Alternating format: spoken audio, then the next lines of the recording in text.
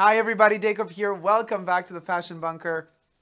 Okay, we're talking Chanel. Now Chanel has just declared or announced a partnership, collaboration, or are they financing or whatever, Farfetch. They will be working with Farfetch together in some way, shape, or form, whether it be because they will be using Farfetch's technologies or because they're gonna wanna go for the augmented reality through Farfetch on us. I don't know. Either way, it sounds quite rogue. So this video is not about delivering to you all of the facts and the news and the answers. This is one of those rare videos where I actually ask questions to you guys. Let me know what your opinions are on this Chanel with Farfetch. I don't want to call it collaboration because they phrase it in a way of, it almost sounds like they're investing in them or it's a partnership deal. So what Chanel did clearly state, however, is that they will not be initializing any sorts of online sales of their apparel and accessories. We know that in the United States of America, the Chanel website sells sunglasses on top of selling cosmetic and perfumes already. The rest of the world, where they do have an online shop, Chanel only sells cosmetic and fragrances. America is the exception, where they also sell sunglasses, which, in my opinion, already killed the collectability and the special aspect of their runway pieces and their boutique exclusives, because you can purchase the boutique exclusives on their website. Now, I would have nothing against that per se if it weren't for the fact that since a couple of seasons, their boutique exclusive sunglasses are becoming a bit mad. They're becoming cheaper. They're becoming quicker produced. And there are some experimentations that they do make. Some of them are special, a bit more out there. But most of the pieces are laser cut, quickly done sunglasses. And I don't know. That's what the tendency seems to be since they opened up their online web shop for sunglasses. Spring, summer 16, 17 was the time. I think 16. And since then, they've had a lot of those laser cut, you know, matelassé, shield visors or glasses. And I don't know. The cruise collection, the Greece or the Greek cruise collection runway sunglasses, they are amazing. They're super expensive.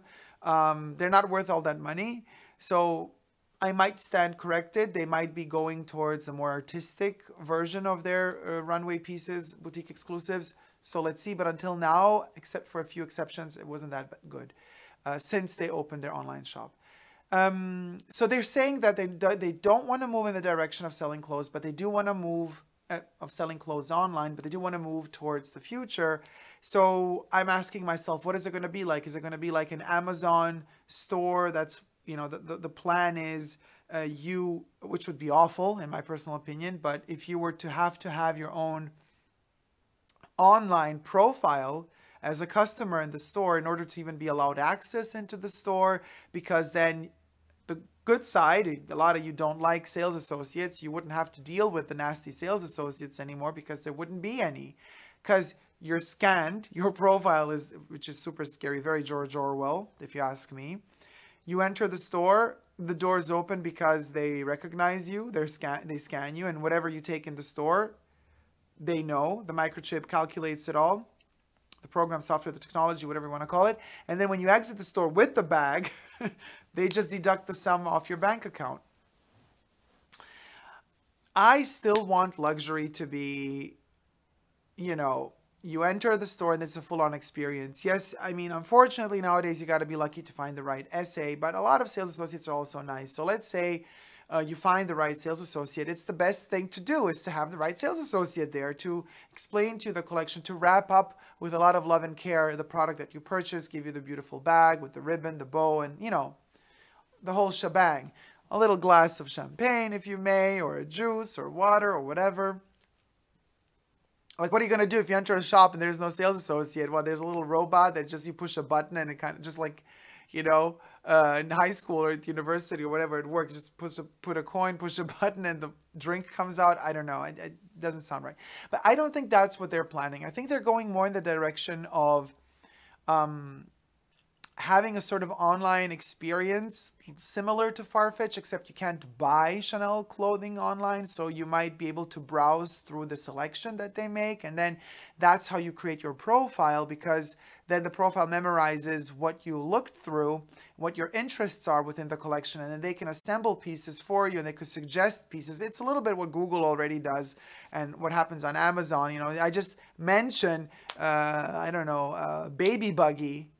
My microphone, my computer, already the receptacles are there. One day later, turn on my email account, on the side I have promotion for baby buggies. You know what I mean? So it's all very nasty and shady to begin with, but I guess they want to create an online experience where you could browse through the collection, create some sort of selection for yourself, and then they mentioned something about being able to access the boutique via online, meaning you could technically be capable of booking an appointment with a sales associate within the boutique on a specific day, date, and time.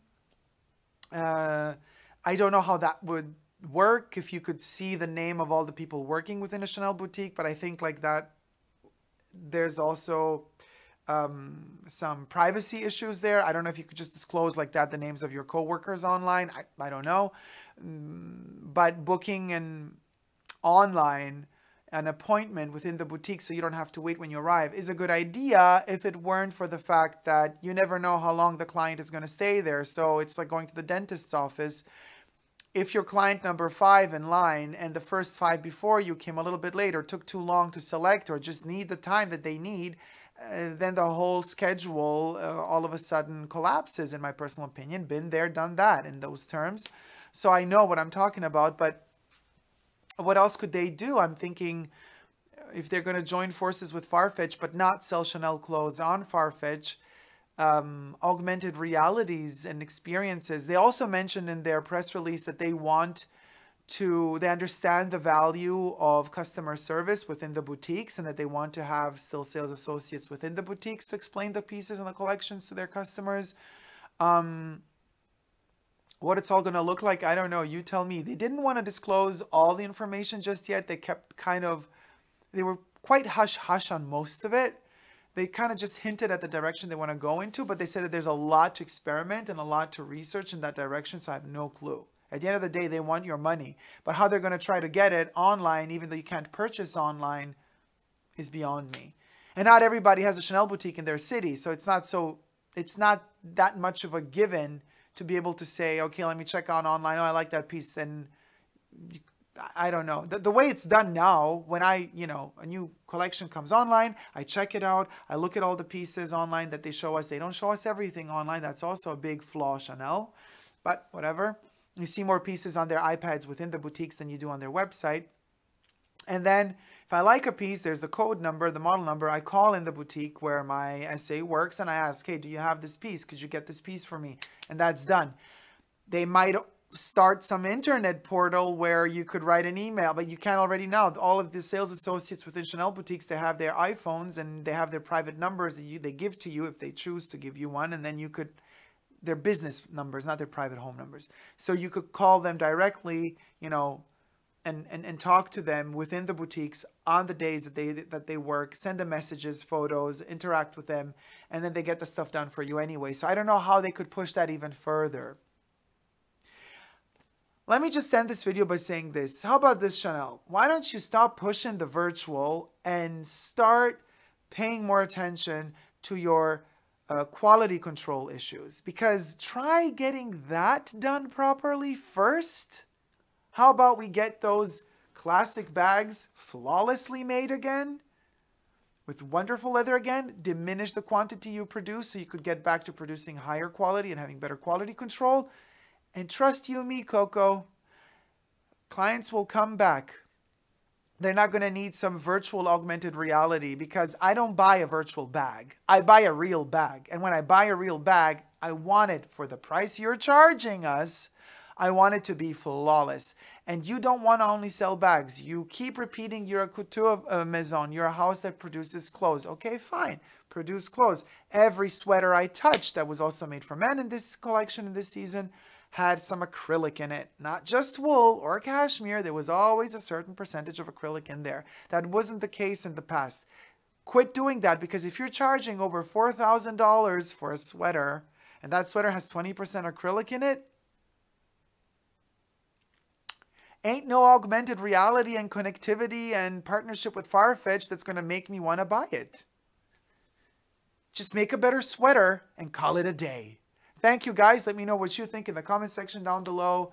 I really want to know your opinions. Maybe you can figure out some sort of strategic move they're going to make that I haven't figured out yet within this partnership of Farfetch and them, or within this sponsorship, or within this, I don't know how they called it, investment, whatever you want to call it.